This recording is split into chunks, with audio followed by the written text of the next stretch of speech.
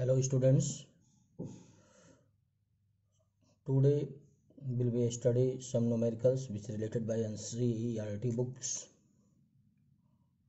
NCERT book के कुछ numericals को आज हम देखेंगे। पिछले लेक्चर तक हमने यूनिट एंड मेजरमेंट को देख लिया था। यूनिट एंड मेजरमेंट से रिलेटेड हर टॉपिक का रिलेटेड न्यूमेरिकल मैंने आपको बता दिया, लेकिन आज मैं NCERT एक्सरसाइज का न्यूमेरिकल सॉल्व करवा रहा हूँ आपसे। NCERT एक्सरसाइज के लगभग न्यूमेरिकल को तो मैंने सॉल्व करवा दिया है, लेकिन कुछ न्यूमेरिकल्स और हैं, उनको देखिए। जैसे 2.5 न्यूमेरिकल नंबर 2.5 चेक करिएगा सर, उसको थोड़ा ध्यान से देखिएगा। NCERT बुक में a new unit of length is the chosen such that the speed of light is vacuum unity, माने लाइट जो स्पीड की है वैक्यूम में उसकी एक नई यूनिट बनाएगी, एक यूनिट। लाइट की स्पीड वैक्यूम में कितना माना गया? 1 unit. What is distance between the sun and earth, sun और अर्थ के बीच की डिस्टेंस क्या होगी in term of the new unit of light taken 8 minute and 20 second to cover this distance. मैंने कहा आपको सन और अर्थ के बीच की डिस्टेंस को फाइंड करना है, जबकि लाइट इतना दूरी ट्रेवल करने में 8 मिनट 20 सेकेंड समय का लेती है, 8 मिनट 20 सेकेंड का, और स्पीड जो है 1 यूनिट है। तो फर्स्ट मैंने क्या किया, लिख दिया स्पीड ऑफ लाइट 1 यूनिट पर second, time 8 minute 20 second, but हम मिनट को कन्वर्ट करते हैं सेकेंड में, तो लिखेंगे 8 इंटू 1 मिनट में 60 सेकेंड, तो 8 इंटू 60 सेकेंड ये हुआ, प्लस 20 सेकेंड और है तो प्लस 20, तो 8 0 जा 0, 8 6 जा 48, प्लस 20 500 सेकेंड यह टाइम हुआ। माने सन से अर्थ तक लाइट को जाने में 500 सेकेंड का टाइम लगता है। अब डिस्टेंस क्या होगा? फॉर्मूला होता है distance is equal to speed into time. Speed आपने 1 यूनिट माना था और टाइम 500 सेकेंड है, तो डिस्टेंस हो जाएगा 500 यूनिट लेंथ। ओके, यह समझ में आ गया न्यूमेरिकल। दूसरा न्यूमेरिकल दिया था कि एक दुकान पर, NCERT का 2.12 न्यूमेरिकल्स है। क्वेश्चन था कि एक दुकान पर, सोने की दुकान पर, जो डिब्बा है, बॉक्स जो है, उसका मास दिया है 2.3 kg। उसमें गोल्ड की 2 पीस रखी गई है। पहला गोल्ड की पीस 20.15 ग्राम और दूसरी पीस उसका मास है 20.17 ग्राम। टोटल मास ऑफ बॉक्स पूछा है। टोटल मास जब उस बॉक्स में इस गोल्ड को रख दिया जाता है तो टोटल मास क्या होगा? तो सबसे पहले देखिए MKS की यूनिट है kg और CGS की यूनिट है। मैंने यूनिट के बारे में पहले चैप्टर में मेजरमेंट में ही पढ़ा दिया था शुरू में ही। तो यह kg में यह ग्राम में एक साथ ऐड नहीं हो सकता, जब तक कि यह भी ग्राम में हो तो यह ऐड हो सकता है, या यह दोनों भी किलोग्राम में हो तो ऐड हो सकता है। तो मैंने क्या किया, इसको गोल्ड के मास को किलोग्राम में कन्वर्ट कर दिया। किलोग्राम में कैसे कन्वर्ट किया? आप जानते हो, आपको पता है कि 1 kg इज इक्वल टू 1000 ग्राम। 1000 ग्राम, तो इसमें हमने 1000 से डिवाइड कर दिया तो किलोग्राम में हो गया। दूसरा भी 1000 से डिवाइड किया किलोग्राम में। टोटल मास निकालने के लिए सबको मैंने ऐड कर दिया। तो 2.3 plus 20.15 upon 1000 plus 20.17 upon 1000, 2.3 plus 1000 से डिवाइड करना ही आता होगा आपको, 1000 से इसको डिवाइड करते हैं। तो डिवाइड करने का तरीका अगर नहीं भी आता है तो आप सबसे पहले डेसिमल हटाओ, यहाँ से 100 से ऊपर 100 से नीचे मल्टीप्लाई करके तब डिवाइड करोगे, तो 0.02015 प्लस 0.02017 ऐड करके इतना। बट हमें रिजल्ट का सिग्निफिकेंट निकालना है, लिखना है, तो रिजल्ट का सिग्निफिकेंट उतना ही होगा जितना जो ऐड किया उसमें सबसे कम सिग्निफिकेंट होगा। सबसे कम सिग्निफिकेंट कितना है? ये जिसको आपने ऐड किया है उसमें सबसे कम सिग्निफिकेंट 1 2 है, तो इसमें भी 2 ही सिग्निफिकेंट होना चाहिए। जबकि इसमें सिग्निफिकेंट 1 2 3 4 5 6 है। तो 2 सिग्निफिकेंट करने के लिए हम सेकेंड वाले प्लेस को देखेंगे, उसके बाद है क्या 4 है जो 5 से लेस है, तो बाकी को तो हटा देंगे, काम खत्म कर देंगे।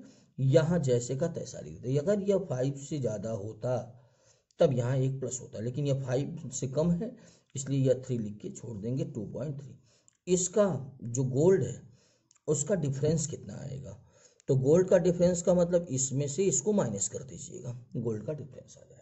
ओके, ये इससे न्यूमेरिकल थे। लेकिन अब न्यूमेरिकल थोड़ा आगे आइएगा। कह रहा है कि एक क्वेश्चन दिया था, क्वेश्चन में था कि एक P is equal to A Q B square under root C into D. मैंने अभी पिछले ही लेक्चर में इसको बताया था ऐसा ही न्यूमेरिकल। तो अब इसके लिए कह रहा है कि इसका आप निकालो एरर, परसेंटेज एरर प्रेशर का। प्रेशर में परसेंटेज एरर क्या होगी, तो परसेंटेज एरर इन प्रेशर में delta P upon P into 100 होना चाहिए, यही निकालना है। दिया क्या क्या है, इस फार्मूले को आप लिख क्या सकते हो। इस फार्मूले को बनाने का तरीका होगा, आप लिखोगे डेल्टा पी अपान पी। पहले फार्मूला बना रहा हूँ, परसेंटेज एरर नहीं निकाल रहा हूँ। क्या बनेगा, यह जो पावर होता है मैंने बताया था आगे आता है, फिर लिखते हैं delta A upon A plus यह क्या हो जाएगा 2 डेल्टा बी अपान बी। यह अंडर रूट माने पावर 1/2, लेकिन अपान में है तो प्लस ही होगा, कोई दिक्कत नहीं, माइनस नहीं होता।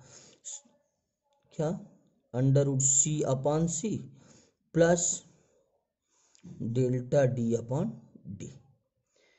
यह फार्मूला मिल गया। हमें दिया क्या था, हमें इस क्वेश्चन में दिया था कि जो परसेंटेज एरर ए में है वो 1% है।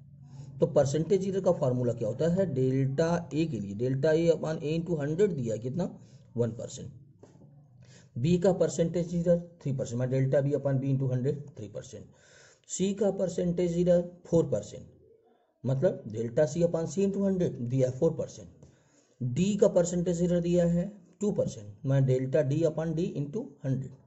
अब आपने जो फार्मूला यूज किया परसेंटेज एरर के लिए delta P upon P into 100, तो सब में इसमें 100 से मल्टीप्लाई हो जाएगा, परसेंटेज एरर निकालना है तो delta P upon P into 100 is equal to 3 delta A upon A into 100 plus 2 delta B upon B into 100 plus 1 upon 2 delta C upon C into 100 plus delta D upon D into 100।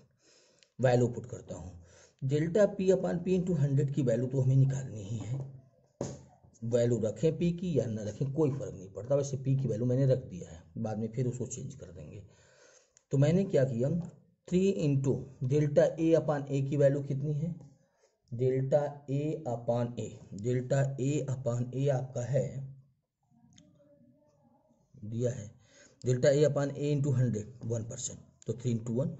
फिर delta B upon B into 100 कितना है 3%, यह 1% था, यह 3% था, यह 4% था और यह कितना है 2% है। तो मैंने क्या किया 2 इंटू 3%, 1 अपान 2 इंटू 2% प्लस 2%, 2 2 जा 4, 2% यह हो गया, माने 3% प्लस 6% प्लस 2% प्लस 2% ऐड कर दिया 13%। तो कितने का परसेंटेज इधर आ गया, परसेंटेज इधर जो आया पी में परसेंटेज इधर delta P upon P into 100 की वैल्यू 13% आ गई। ओके, तो आपने निकाल दिया इसका परसेंटेज इधर कितना होगा 13%। अच्छा एक चीज और, अगर कहता है इसका राउंड अप करिए प्रेशर का, पी का प्रेशर नॉट पी का राउंड अप करिए, तो पी का राउंड अप करना होगा तो जैसे आपने निकाला है 13% में कितना आपका सिग्निफिकेंट फिगर है 2, तो इसमें भी 2 होना चाहिए। तो आइए P इज इक्वल टू, आपने 13% निकाला, इसका सिग्निफिकेंट फिगर कितना होगा, सिग्निफिकेंट फिगर 2 होगा। अब आप निकालोगे तो इसमें भी 2 ही सिग्निफिकेंट फिगर होना चाहिए, तो 3 पॉइंट है कितना P की वैल्यू 763, यह 2 है तो 2 लाना चाहिए, 6 ज़्यादा है 5 से तो यहाँ एक प्लस हो जाता है 8, यह तब आंसर हो जाएगा। अगर पूछता है आपका पी का राउंड अप करिए तो 3.8 हो जाएगा। ओके, ऐसे क्वेश्चन इंपॉर्टेंट हैं, ज़्यादातर जेईई मेंस और नीट के एग्जाम में भी पूछे गए होंगे। अब आइएगा क्वेश्चन नंबर अगला, कह रहा है कि ए बुक, ये थोड़ा इंपॉर्टेंट क्वेश्चन है, बड़ा ध्यान दीजिएगा। A book with many printing errors contains 4 different formula for the displacement particular undergoing a certain periodic motion। कह रहा है पीरियाडिक मोशन का 4 फार्मूला दिया गया है। कह रहा है कि इसमें से डायमेंशनल फार्मूले का रूल यूज करके बताइए कौन सा राइट है कौन सा रॉन्ग है फार्मूला। यह 4 फार्मूला दिया गया है, डायमेंशनल फार्मूले का यूज करके बताना है कौन फार्मूला राइट है कौन रॉन्ग है। तो राइट वह होगा जिसमें ट्रिग्नोमेट्री के साथ कांस्टेंट हो जाएगा, मैं डायमेंशन फार्मूला नहीं होना चाहिए, जिसके साथ ट्रिग्नोमेट्री के साथ कांस्टेंट हो जाएगा वह फार्मूला राइट होगा। फिर से ध्यान सुनिएगा, ट्रिग्नोमेट्री का डायमेंशनल फार्मूले में कोई यूज नहीं होता, इसका मतलब ट्रिग्नोमेट्री के साथ जो लगा हुआ एंगल है वह कांस्टेंट होना चाहिए, उसका डायमेंशन लेस होना चाहिए, यह डायमेंशन लेस होना चाहिए जो ट्रिग्नोमेट्री के साथ वैल्यू है। क्योंकि आपको हमने यूज बताया था डायमेंशन का यूज कहाँ नहीं होता, 3 से अधिक क्वांटिटीज में नहीं हो सकता, लागर्थम में नहीं होता, लागर्थम में भी नहीं होता, ट्रिग्नोमेट्री में नहीं होता, एक्सपोनेंशियल में नहीं होता।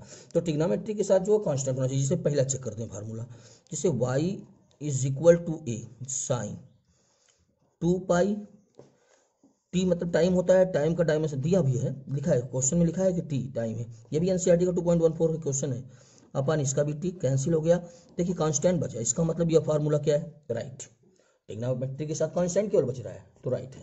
दूसरा फार्मूला मैं चेक करता हूँ सेकेंड पार्ट, इसका सेकेंड पार्ट चेक करने का तरीका होता है y is equal to A sine भी टी। तो आइए, ए का तो डायमेंशन फार्मूला यल होगा, साइन भी का dimension formula L T minus 1 into T, T T से कैंसिल, माने इसका डायमेंशन फार्मूला हो रहा है यल हो रहा है, तो ट्रिग्नोमेट्री के साथ डायमेंशन फार्मूला नहीं होना चाहिए, इसका मतलब यह रॉन्ग है।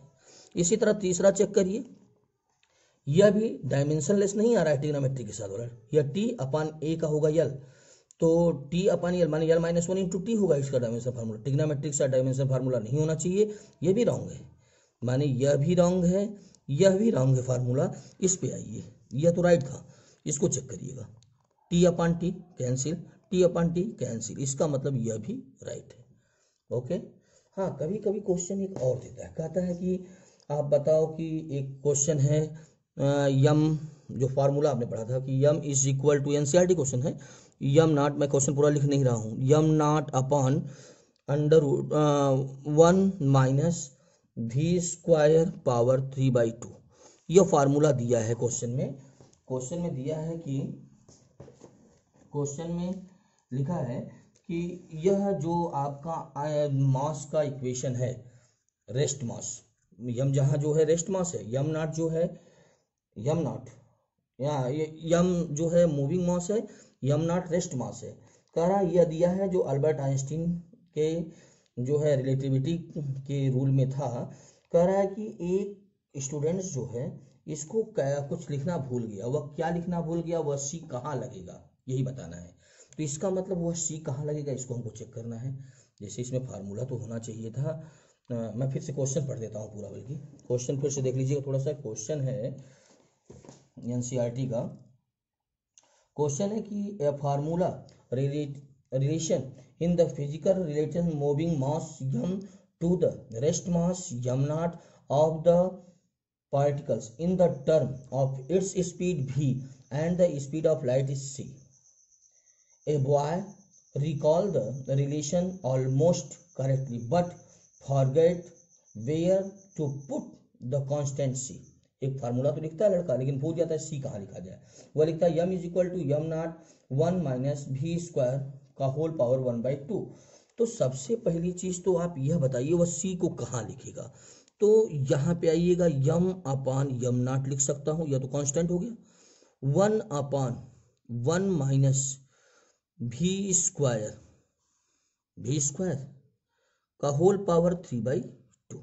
अच्छा एक चीज आपको पता हो गई होगी, यह एक साथ तभी जुड़ेगा जब दोनों का डायमेंशन फार्मूला सेम होगा, लेकिन 1 कांस्टेंट वैल्यू है तो इसको भी कांस्टेंट करना पड़ेगा।